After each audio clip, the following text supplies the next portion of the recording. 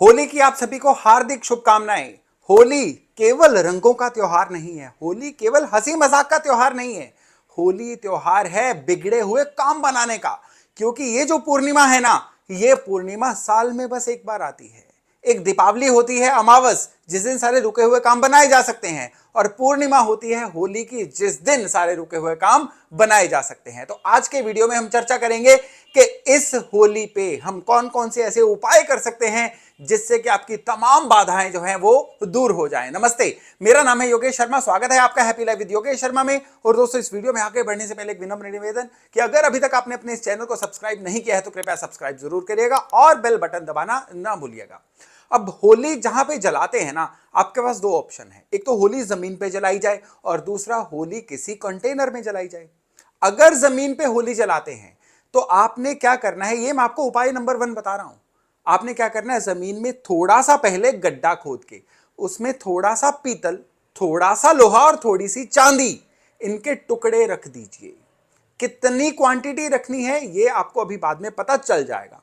थोड़ी थोड़ी तीनों धातुएं जो है बाजार से लाके आप रख के उसके ऊपर मिट्टी डाल दीजिए और फिर इसके ऊपर लकड़ियां उपले रख के आप होली जलाइए।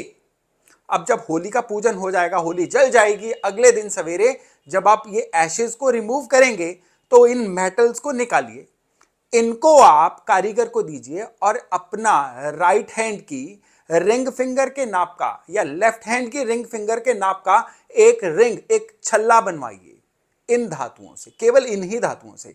अब ये जो धातु होगी, ये जो छल्ला होगा ना, ये आपके सारे रुके हुए काम बनाने वाला होगा, सारे बिगड़े हुए काम बनाने वाला होगा।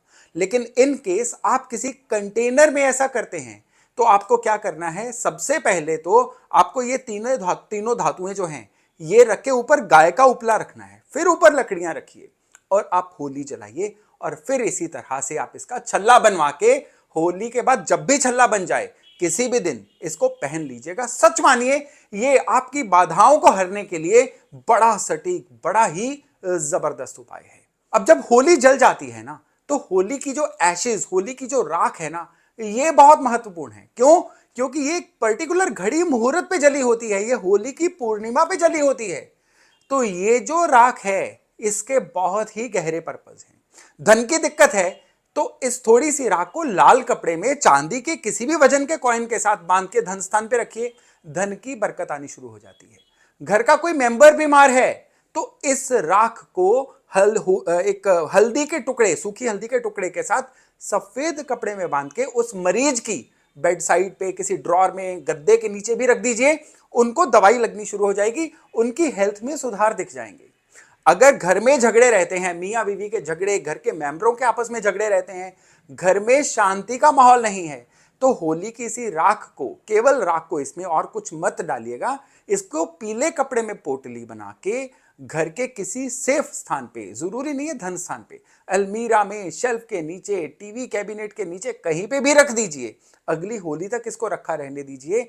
यकीन मानिए, इसके प्रभाव से घर के मेंबर्स का आपसी समन्वय जो है ये बहुत ही बेहतर होना शुरू हो जाता है।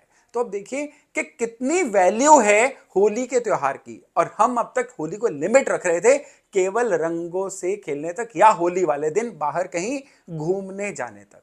और इसी कड़ी में मैं आपको अगला उपाय बता रहा हूं जो आपको बहुत सारी दिक्कतों से निकालने जा रहा है। और ये जो उपाय है ना, ये उपाय है उन लोगों के लिए जिनको मेंटल टेंशन्स हैं, जिनको डिप्रेशंस हैं। ये उपाय है उन लोगों के लिए जिनको किसी चीज की एडिक्शन हो, वो नशे की एडिक्शन हो सकती है या किसी अन्य चीज की एडिक्शन भी हो सकती है, जिनको लत लगी हो किसी चीज की। और ये उपाय उन लोगों के लिए भी है जिनका अपने टेम्परामेंट पे कंट्रोल ही नहीं है। बहुत गहरा उपाय है। 11 बताशे लीजिए, बताशे, चीनी के बताशे, 11 छोटे छोटे बताशे लीजिए, अपने सर से इनको 11 ही बार एंटी क्लॉकवाइज घुमाइए और जलती हुई होली में डाल दीजिए। आपका यह किया गया उपाय आपको आने वाले समय में इन मामलों में बहुत ही ज्यादा अनुकूलता देने जा रहा है। अब इसी कड़ी में एक और उपाय आपको बताता हूं। यह जो उपाय है सारे परिवार के लिए है। और यह जो उपाय है ना, यह किस लिए है कि परिवार के सदस्य सलामत रहें, उनकी हेल्थ ठीक रहे और अपने एज ग्रुप के अनुसार वो लोग जीवन में अच्छा परफॉर्म करें। यानी अगर ये उपाय बच्चों के लिए किया जाएगा, पढ़ाई में फोकस रखेंगे और जीवन में कुछ अच्छा करने की तरफ बढ़ेंगे, जिम्मेदार बनेंगे। घर के जो मेच्योर मेंबर हैं वो क्या करेंगे, रॉन्ग डिसीजन मेकिंग से बचेंगे और जीवन में तरक्की की तरफ जाएंगे। हेल्थ जो है सभी के लिए कॉमन है और अगर घर के सीनियर मेंबर्स के लिए किया जाएगा तो उनकी भी हेल्थ और सलामती के लिए ये उपाय है। क्या है ये उपाय? इस उपाय में क्या करना है, आपने कच्चे सूत का धागा लेना है, कॉटन का कच्चे सूत का धागा सफेद, और जितनी फैमिली मेंबर्स की हाइट है उतना धागा लीजिए। उससे इतना ज्यादा भी हो सकता है, कोई दिक्कत नहीं, उससे कम ना हो। यानी कि सभी सदस्यों की हाइट जितना धागा लीजिए, अलग अलग से टुकड़े लीजिए धागों के, हर एक की हाइट के बराबर धागा, और जितने मेंबर्स हैं उनके हाथ से पहले वो फॉरहेड को टच करें और फिर जलती हुई होली में उसको डाल दें। ये उपाय भी जो है ना अगले 12 महीने तक उनको तमाम दिक्कतों से सुरक्षित रखेगा। और सबसे बढ़िया बात क्या है कि इससे उनके अंदर जिम्मेदारी का संचार होगा, भटकने से बचेंगे, फोकस के लूज होने से बचेंगे और गलत फैसलों से, रॉन्ग डिसीजन मेकिंग से बचेंगे। तो दोस्तों ये थे होली के कुछ प्रचंड, कुछ जबरदस्त असर करने वाले उपाय।